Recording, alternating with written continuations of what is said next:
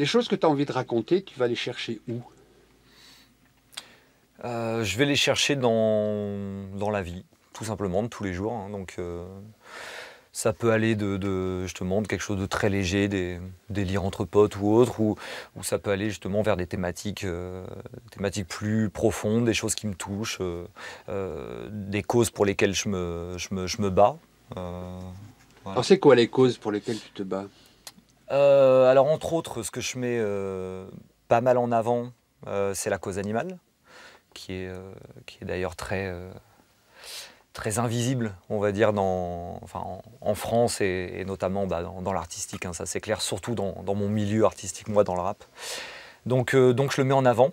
Je le mets en avant pour passer l'information. C'est quelque chose qui t'émeut, qui te met en colère, qui te... Oui, complètement, ouais. Ouais, qui me met en colère. C'est entre tristesse et colère, on va dire. Mais c'est bon, quand j'entends, cause animale, c'est très lié à notre régime alimentaire et à tout ce que cela implique, notre consommation, ce qui implique derrière la surproduction, l'industrialisation, démentielle aujourd'hui là, de tout ça, et donc qui implique des dégâts écologiques énormes, des dégâts, de la souffrance animale énorme, souffrance humaine aussi qui est liée. Donc forcément, oui, ça me rend triste et ça me met en colère aussi, bien sûr. Ouais. C'est le boulot d'un rappeur, c'est de faire passer un message, forcément. Pas, pas que, hein. Pas que. Ouais, pas que. Parce que bon, le rap n'est pas forcément une musique à message, une musique porteuse de message.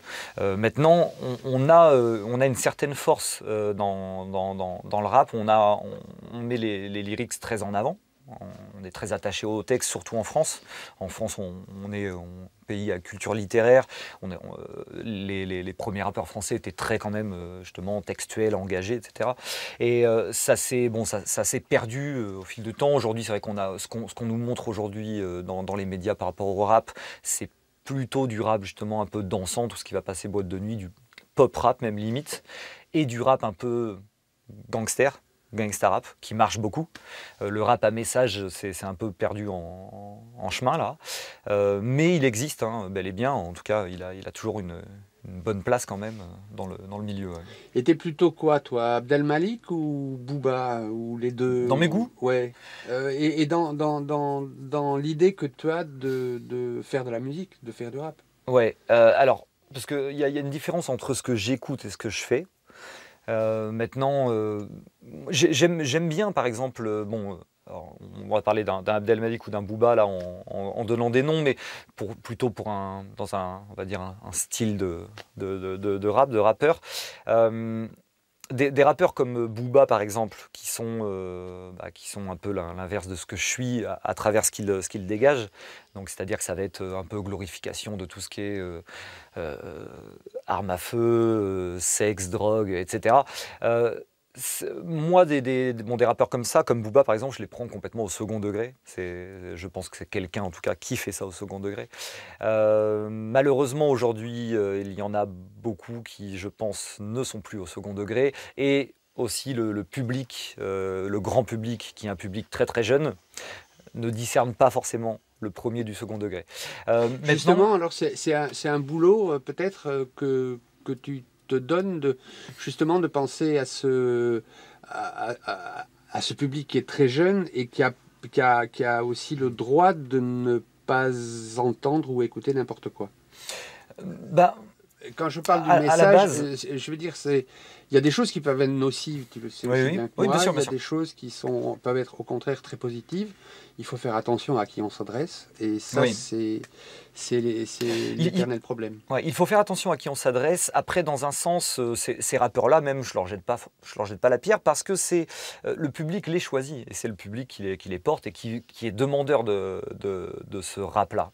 Après, maintenant, moi, à la base, je me suis pas senti, voilà, j'ai une mission ou autre ou quoi que ce soit. Je fais ça naturellement, personnellement. Il y a des causes qui me tiennent à cœur, donc j'en parle, que ça soit tout ce qui me semble important, que ça soit justement la cause animale, que ça soit les réfugiés qu'on aide à Bordeaux, réfugiés sahraouis, que ça soit toute autre cause qui peut en tout cas me tenir à cœur. Maintenant, par le biais des ateliers pédagogiques aussi que je mène avec les jeunes, ça me tient à cœur quand même, bien sûr, de leur montrer une autre facette du rap, de leur montrer qu'il y a ce rap-là que eux ne connaissent pas forcément aujourd'hui, hein, parce que quand eux ne vivent, sans généraliser, mais la plupart des jeunes mangent ce qu'on leur donne à manger, hein, donc voilà, ils écoutent les médias et du coup ne connaissent pas forcément ce rap un peu un message là, dont on parle, malgré qu'il y ait quand même encore, qu'il existe parmi nos têtes d'affiche quand même. Il y a des artistes comme Kerry James, Youssoupha aussi de temps en temps, qui ont quelque chose vraiment à raconter, du rap qui parle encore. Maintenant, ça me tient à cœur de le faire, mais c'est naturel, quoi. C'est pas, je me suis pas senti porteur d'une certaine mission ou autre ou quoi que ce soit. Non, non. Là, tout à l'heure, on t'entendait bosser avec un guitariste. Ouais, c'est un peu, c'est étonnant comme duo, c'est vraiment une rencontre qui est assez improbable. La guitare, ouais. le rap, on imagine plutôt des machines, des trucs. Non, là, c'est... Le rap à la base, c'est vrai que c'est un style musical créé justement à partir de machines, de boîtes à rythme, etc. Avec du sampling au début, sampling, boîte à rythme. Maintenant, ça fait de longues années que bien sûr des rappeurs taffent avec des musiciens directement. Le rap acoustique comme ça se fait pas mal aussi. Ça amène quoi c'est enrichissant forcément de travailler avec un musicien qui n'a pas forcément ce background-là. Ouais, c'est enrichissant et puis c'est un bon exercice justement, même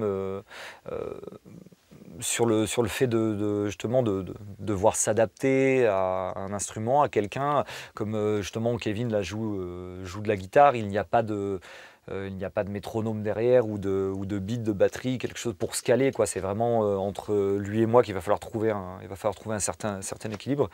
Et ouais, c'est intéressant, c'est un bon exercice en fait, ouais, tout simplement. Le champion du monde de quoi, de flow, de ce qu'on veut. Ce titre-là, c'est important. Je veux dire, ça fait avancer, ça aussi. Alors champion du monde End of the Week, ouais, c'est End of the Week, c'est une ligue internationale. C'est multifacette. Enfin, c'est vraiment ouais, c'est comme un athlète, c'est comme du triathlon ou du décathlon. Hein, on va dire, ouais. End of the Week, c'est pas seulement du rap, voilà, c'est rap au sens large. C'est-à-dire qu'il faut savoir, on est jugé sur savoir justement faire réagir un public, l'aura du public, la prestance scénique, l'originalité, le flow, donc la façon d'interpréter un texte, la qualité d'écriture. Et c'est une compétition qui est très basée sur l'improvisation. Donc forcément, il ne faut pas être seulement bon rappeur, parce que des très bons rappeurs ne seront pas forcément bon au End of the Week. Il faut avoir toutes les autres qualités. Et du coup, oui, faut être un rappeur complet, un MC complet, justement. Le MC, donc, étymologiquement parlant, c'est Master of Ceremony, mic controller. Et du coup, donc c'était les premiers rappeurs qui accompagnaient les DJ à l'époque. Donc ils devaient ambiancer la foule, ils devaient voilà. Et donc du coup, c'est vraiment ça, c'est vraiment un rappeur au sens large du terme. L'impro, c'est important? C'est important pour moi, pour le coup, parce que c'est plus que, pour moi, c'est personnel, mais c'est plus que le rap. Pour moi, plus que du rap, que d'écrire un texte et de l'interpréter. Là, c'est vraiment quelque chose qui se fait à l'instinct, sans filet. On ne sait pas où on va, on ne sait pas où on part. Et il faut être à l'écoute. Donc c'est vraiment une discipline à part, hein, et voilà, mais très, très enrichissante. Il y a des fois, tu te surprends? Ouais. Tu t'étonnes? Ouais. Ouais, il y a des fois où je vais me surprendre moi-même, ouais. Ou même je fais quelque chose, une rime où je me dis, waouh, ça c'est mortel. Et du coup, 5 minutes après, je m'en rappelle pas, et voilà. Mais bon, oui, quelquefois, oui, je m'étonne.